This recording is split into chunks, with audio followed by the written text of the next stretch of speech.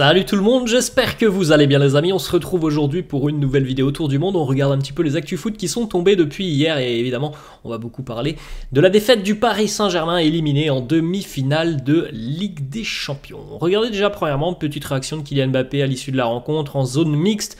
Un journaliste espagnol lui pose une question. Kylian, vous allez supporter le Real ou le Bayern demain? Bah regardez, là on s'est arrêté au bon moment puisqu'on a le visage de Kylian qui ne répond pas et qui s'en va en haussant un petit peu les yeux au ciel. La réponse de Nasser Al-Khelaifi aussi, interrogé sur une question qui concernait Luis Enrique, l'avenir de Luis Enrique à la tête du Paris Saint-Germain. Nasser qui nous dit: c'est quoi cette question? Honnêtement, tu comprends le foot? Bon, normalement, Luis Enrique devrait rester l'entraîneur du Paris Saint-Germain l'année prochaine. Petite photo de Vitinha. Regardez hier la déception terrible pour le Portugais qui a frappé de nouveau les montants hier. Une frappe magnifique de Vitinha qui a heurté la barre transversale. On le voit très déçu à l'issue de la rencontre. C'est certainement l'un des joueurs hier qui a été le plus en vue sur cette pelouse du Parc des Princes. Certains ont failli, certains sont de nouveau passés à côté de leur rencontre, n'ont pas beaucoup montré, n'ont pas beaucoup apporté. Lui, Vitinha, a été très en vue au cours de cette rencontre et c'est franchement l'une des grosses satisfactions de la saison du Paris Saint-Germain. On va dans le parcage du Borussia Dortmund maintenant, regardez, avec notamment Marco Reus qui avait pris le mégaphone. On rappelle que Reus va quitter le Borussia Dortmund en fin de saison et donc qu'il jouera son dernier match avec le BVB lors d'une finale de Ligue des Champions. Alors on verra ce soir qui sera l'adversaire du Borussia Dortmund, mais c'est magnifique de se dire que Reus va quitter Dortmund en jouant une finale de Ligue des Champions et peut-être qu'il remportera cette Ligue des Champions. C'est tout ce qu'on lui souhaite. Kylian Mbappé de nouveau en conf de presse zone mixte hier. Il nous dit: c'est un processus qui est long pour gagner la Champions League. Le PSG n'est pas loin de la gagner. On est très déçus ce soir. Dans les matchs couperets, il faut être efficace. On ne l'a pas été. On est très triste. On continue les amis avec le programme de cette journée de mercredi, la deuxième demi-finale. Le Real reçoit ce soir le Bayern du côté du Bernabeu. Score du match aller 2 partout. Les petites images donc dans le parcage du Borussia Dortmund. Regardez Marco Reus avec la folie des supporters du Borussia qui étaient présents évidemment en nombre hier et qui ont rempli le parcage. On a vu de belles images dans le parcage. On a vu de belles images au Parc des Princes. Malheureusement, ça n'a pas été suivi sur la pelouse puisque sincèrement le PSG n'a pas été à la hauteur de l'événement hier. Ils n'ont pas emballé cette rencontre, les Parisiens.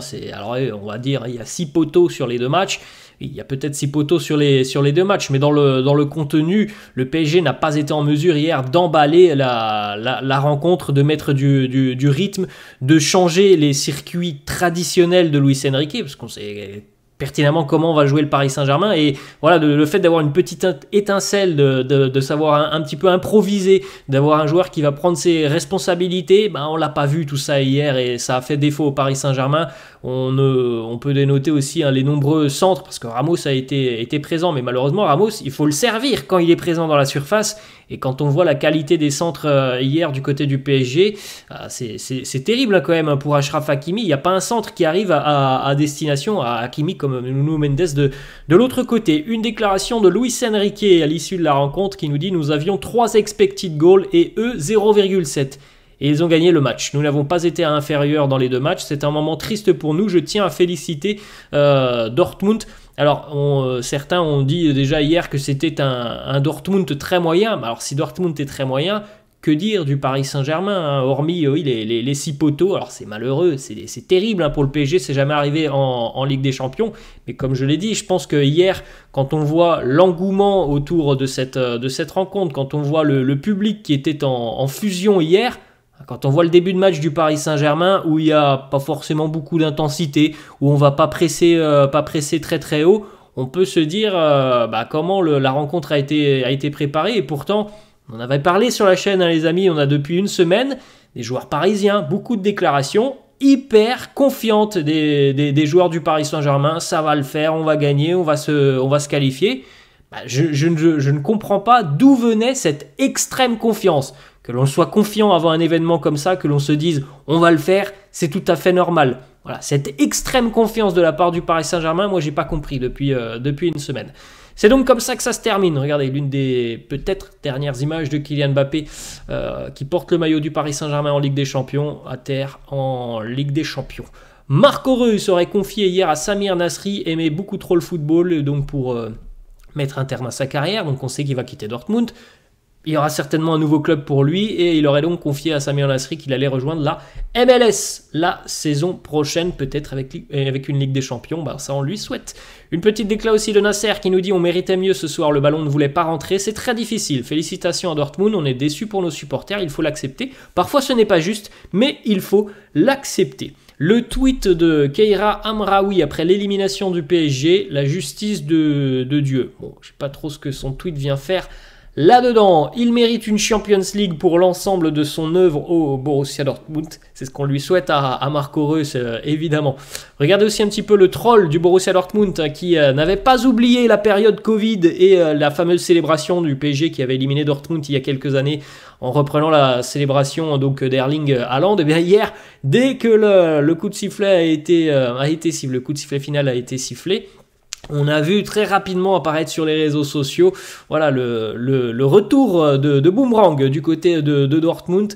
Taste like fine wine, le goût du bon vin, le retour de karma. Quelques années après, Dortmund n'avait pas oublié le chambrage du Paris Saint-Germain. Daniel Riolo sur RMC qui était... Voilà, passablement chaud hier, Daniel Riolo, on va dire ça comme ça. Sur Luis Enrique, il nous dit on lui a ciré le et les pompes à Luis Enrique en disant que c'était lui, que c'était un génie. Terzic, lui, qui était le tocard du coin pour certains, lui a donné 2 leçons de football. Bon, je ne sais pas si Terzic lui a donné 2 leçons de football. En tout cas, je pense sincèrement que Luis Enrique, on l'avait dit, hein, de toute façon, quand on voit encore une fois Lucas Beraldo qui n'est pas au marquage, par exemple, hier sur le but, alors c'est consécutif d'un corner qui n'aurait jamais dû arriver parce qu'il y a des erreurs dans la défense, mais Lucas Beraldo, voilà, ça fait 6 mois qu'il est là, il a une immunité quand même assez incroyable, on ne comprend pas trop comment il peut avoir cette immunité, alors que Danilo, lui, il a une expérience complètement folle. Fabian Ruiz au milieu de terrain, on ne comprend pas trop comment Fabian Ruiz peut être encore une fois toujours titulaire. Voilà, il y a des choses qui surprennent du côté de Luis Enrique, mais bon, lui, c'est nous ne sommes que de simples suiveurs de football, lui il sait. On enchaîne avec du côté du Borussia Dortmund, Mats Hummels élu homme du match face au PSG, au match aller et au match retour à 35 ans, monstrueux pour Mats Hummels.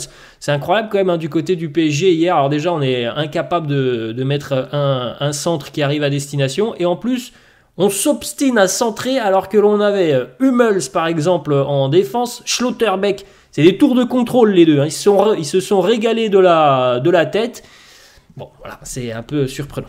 Le dernier tweet de Booba avec une photo de Noisette. Alors bon, je savais pas qu'il y avait un clash sous-jacent entre Booba et Kylian Mbappé. Une déclaration de Marquinhos qui nous dit on n'a pas été efficace, eux l'ont été. Il y a beaucoup de bonnes choses à retenir. Personne en début de saison croyait qu'on irait jusqu'ici. Il faut se rappeler que c'est un nouveau projet avec un nouveau coach. On a manqué d'efficacité. On continue les amis avec la stat. Alors je vais pas pouvoir vous montrer la vidéo, mais le Paris Saint-Germain hier a touché 4 fois les montants face au Borussia Dortmund. C'est quand même assez dingue, hein. 4 fois. Alors il y a évidemment de la malchance, mais il y a sur 2 fois où le ballon doit terminer au fond. Et ça veut dire tout simplement que les joueurs n'ont pas été tueurs. Il y en a un pour Mbappé. Alors il est sorti par Kobel, mais Mbappé doit faire mieux sur cette situation. Et puis il y a aussi le ballon, le premier poteau de cette rencontre. Je sais plus, c'est pour Dembélé peut-être le premier poteau où il est à 2 mètres du but. Et il doit faire mieux aussi. Alors la frappe de Nuno Mendes et la frappe de Vitinha, c'est malchanceux parce qu'elles sont magnifiques les 2 frappes.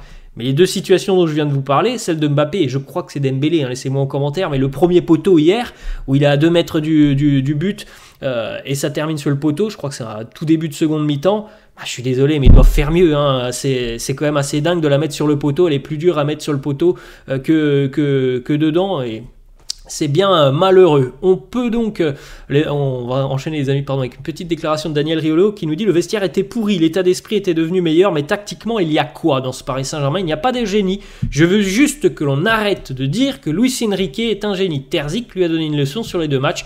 Les choix du match aller, ils ont été nuls. Tu les payes au match retour. Bon, moi de mon humble niveau, je ne comprends pas comment Beraldo peut être titulaire, je ne comprends pas comment Fabian Ruiz peut être titulaire. On continue les amis avec une petite information, on pourrait donc potentiellement assister à un remake de la finale de la Ligue des Champions 2013. À l'époque, Dortmund affrontait le Bayern pour un duel 100% allemand. Devinez où? C'était à Wembley, et cette année, la finale se jouera à Wembley, donc peut-être que 10 ans, 11 ans après, on va de nouveau avoir cette finale 100% allemande. Il y a une équipe qui peut empêcher cela, c'est le Real ce soir. Leonardo Balerdi, qui semble avoir apprécié la tête gagnante de Mats Hummels au Parc des Princes, il a reposté tout ça sur son compte Instagram. Le dernier match de Marco Reus donc sera une finale de Ligue des Champions, c'était aussi le dernier match normalement, de Kylian Mbappé au Parc des Princes en Ligue des Champions. Passé à côté de son match, Mbappé, il doit prendre ses responsabilités, il doit faire beaucoup mieux sur cette rencontre, il doit marquer sur la situation dont on a parlé il y a quelques instants, et il doit faire beaucoup mieux. Alors dans l'ensemble, toute l'équipe du Paris Saint-Germain doit faire beaucoup mieux, mais je pense qu'on n'est pas forcément surpris, il ne faut pas se laisser griser à Barcelone. S'il n'y a pas de carton rouge pour Ronald Araujo, peut-être que le PSG serait certainement, même pas en demi-finale de Ligue des Champions, dans le contenu des matchs. On ne pouvait pas s'attendre à un match complètement fou, mais par contre, on pouvait s'attendre quand même à un petit peu plus d'emballement, de rythme, d'intensité, et ça, on ne l'a pas vu. Et ça n'a rien à voir avec les qualités des joueurs. C'est tout simplement les ingrédients que tu mets dans une rencontre, dans une demi-finale de Ligue des Champions, et je pense qu'hier, le PSG n'a pas mis tous les ingrédients pour aller en finale de LDC, et Kylian est passé à côté de son match comme au match aller. Dortmund se qualifiait pour la finale de la Ligue des Champions, incroyable performance pour le club de la Ruhr qui pourtant réalise sa plus mauvaise saison en championnat depuis 10 ans. Le Borussia va terminer 5e normalement de Bundesliga, va se qualifier parce que la Bundesliga va se voir attribuer 5 places qualificatives en Ligue des Champions, donc ils vont se qualifier. Mais c'est quand même la plus mauvaise saison en Bundesliga, et pourtant ils sont en finale de Ligue des Champions. Victoire hier, 1-0 pour le Borussia Dortmund. Mats Hummels qui a marqué en début de seconde mi-temps sur corner, un corner où Beraldo n'était absolument pas au marquage. Ce PSG est maudit, je ne peux pas vous montrer les images les amis, comme je l'ai dit, 4 poteaux hier pour le Paris Saint-Germain, 6 sur l'ensemble des 2 rencontres, 14 poteaux cette saison en Champions League, c'est malheureusement un triste record pour le PSG, ça n'est jamais évidemment arrivé. On continue les amis avec d'autres petites informations. Un mot sur la première mi-temps des Parisiens. Franchement, hier, la première mi-temps, où, comme je l'ai dit, il y a quand même une ambiance, il y a des tifos, il y a le stade qui est prêt à rugir. Et au niveau de la prestation sur le terrain, c'est une première période insipide de la part du Paris Saint-Germain. Il n'y a quasiment pas une occasion franche en première période. Le rythme est beaucoup trop lent. Il n'y a pas d'intensité. Il n'y a pas de prise d'initiative. La seule, peut-être même grosse occasion, c'est pour Karim Adeyemi en première période sur un sauvetage miraculeux, sur un bel arrêt de Gigi Donnarumma. Donc c'est pas les ingrédients qu'il fallait mettre pour aller chercher une finale de Ligue des Champions. La magnifique bâche, le magnifique tifo hier du côté du parc, parce que oui, on le répète, mais il y avait une ambiance exceptionnelle pour un match qui devait être exceptionnel. Les joueurs du PSG n'ont pas été en mesure de se mettre au niveau d'une telle rencontre. On continue les amis avec Road to Wembley, c'était le message aussi affiché en tribune du côté du parc. Nous sommes l'armée du Paris Saint-Germain et rien ne pourra nous arrêter. Il y avait un joli tifo. Alors, c'est pas forcément hyper respectable parce qu'ils ont quand même avec des fumigènes, mais grosso modo, c'était une image du logo du Borussia Dortmund qui était en train de brûler. Alors c'était des fumigènes, c'est pour l'image, mais évidemment c'est pas très très respectable. Ça, dans le monde des supporters, des ultras, c'est quelque chose qui est pas très respectable, d'utiliser le logo de l'équipe adverse pour ce genre de fin.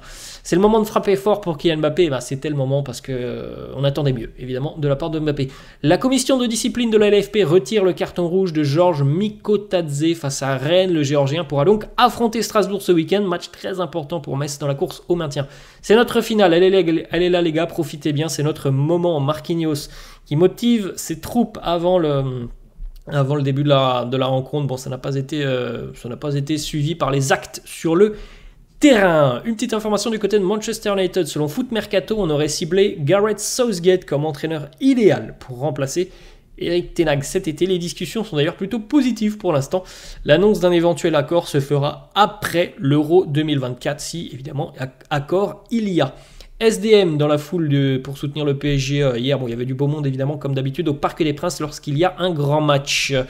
On continue les amis avec d'autres informations. Titulaire à gauche de l'attaque, hier Mbappé, Ramos était en pointe. Vous avez d'ailleurs la compo juste à côté de moi. Donc pour moi, hein, les grosses surprises, c'est Beraldo et Fabian Ruiz. On continue les amis avec d'autres petites informations. On va aller du côté de Marseille qui souhaite attirer le jeune Dijonnais Ryan Messi qui a 16 ans et déjà international U17 français. Dijon demande 4 millions d'euros pour son jeune talent, une somme qui refroidit pas mal de gros clubs. Alors il faut se dire que il a joué quelques minutes cette saison en national. Il a marqué d'ailleurs sa première apparition en national. Mais c'est vrai que 4 millions, ça semble énorme. Mais le problème, c'est qu'aussi Dijon a de gros problèmes financiers. Il commence à avoir pas mal de soucis niveau finance, le DFCO. Donc évidemment, quand il y a un joueur qui sort un petit peu du lot, on va essayer de faire pas mal d'argent avec. Et c'est pour ça qu'on peut comprendre le fait de demander 4 millions d'euros. Mais on peut comprendre aussi que de l'autre côté, les clubs soient refroidis. Hein. Il a joué quelques minutes en national. Il a l'air d'avoir un potentiel assez intéressant, mais c'est quand même un très jeune joueur. On enchaîne les amis avec 135 millions d'euros. C'est la somme qu'encaissera le PSG en cas de qualification en finale de Ligue des Champions. Les Parisiens sont déjà assurés d'empocher 120 millions d'euros grâce à leur parcours. Quand même un gros manque à gagner entre les deux. Alors pour le PSG, bon, c'est pas quelque chose qui va changer, les finances du club, mais c'est incroyable de se dire qu'il y a quand même 135 millions d'euros en jeu pour une finale de Ligue des Champions. On continue les amis avec une petite information, un ancien capitaine d'ailleurs du PSG, Thiago Silva, qui va quitter l'Europe cet été et les Blues de Chelsea pour retourner au Brésil du côté de Fluminense. En conf de presse hier, Carlo Ancelotti a bel et bien annoncé qu'Andriy Lunin, le portier ukrainien, sera dans les buts titulaire face au Bayern. Thibaut Courtois, lui, sera de nouveau sur le banc. C'est bien logique. Carlo l'a annoncé, il n'est pas encore à 100%. Le Stade Brestois en Coupe d'Europe, même New York est au courant. Bon, c'était passé sur les écrans, évidemment, du côté de Times Square. Jesus Ril Manzano a été désigné pour arbitrer le match en retour entre l'Atalanta et l'Olympique de Marseille. Le vestiaire du Real ne veut pas que le dossier Mbappé ne vienne les perturber avant la fin de la saison. Les merengues veulent rester concentrés sur leur fin de saison, célébrer ce qu'il y aura à célébrer, à commencer par la Liga, et ensuite finir en beauté avec l'officialisation de Mbappé, mais pas avant. On verra maintenant que le PSG est éliminé de Ligue des Champions. On verra si Mbappé va prendre la parole dans les prochaines semaines pour annoncer son futur club, puisque c'est officiel, le PSG ne peut plus affronter le Real en Ligue des Champions. Et on termine les amis avec une petite information. José Mourinho aimerait faire son retour à Manchester United, mais le club en revanche lui n'est pas convaincu que José soit le bon profil. Voilà les amis, la fin de cette vidéo, j'espère que ça vous a plu. N'hésitez pas comme d'hab à lâcher un petit pouce bleu, n'hésitez pas non plus à vous abonner à la chaîne, laissez-moi en commentaire si vous avez suivi la rencontre entre le PSG et le Borussia Dortmund, laissez-moi en commentaire ce que vous avez pensé de la rencontre du Paris Saint-Germain dans sa globalité. Je vous laisse les amis et je vous souhaite une bonne journée. Ciao à tous.